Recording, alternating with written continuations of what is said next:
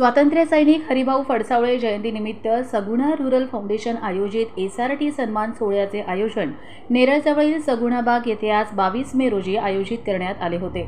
त्यावेळी व्यासपीठावर विधान परिषद सदस्य आमदार शिवसेना प्रवक्ते मनीषा कायंदे, एबीपी माझा वृत्तवाहिनीचे संपादक राजीव खांडेकर, कृषी विभाग पोखराचे संचालक विजय कोळेकर तसेच कृषीरत्न शेतकरी शेखर भडसावळे, देशातील महिला उत्पादित कंपनीचे प्रमुख अनिता मोगरे तसेच अनुराधा भडसावळे आदी व्यासपीठावर उपस्थित होते। शेतकऱ्यांचा सन्मान ही एसआरटी प्रकल्प राबवण्याबाबत यशस्वी ठरलेल्या ठराविक 50 शेतकऱ्यांचा सन्मान ही मोठी उपलब्धी आहे।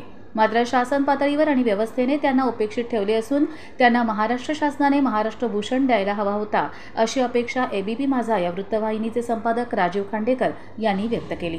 दरम्यान शेखर भडसावळे हे आधुनिक काळातील शेतीमधील शेतकरी आहेत, असा विश्वास ॲडव्होकेट मनीषा कायंदे यांनी केला।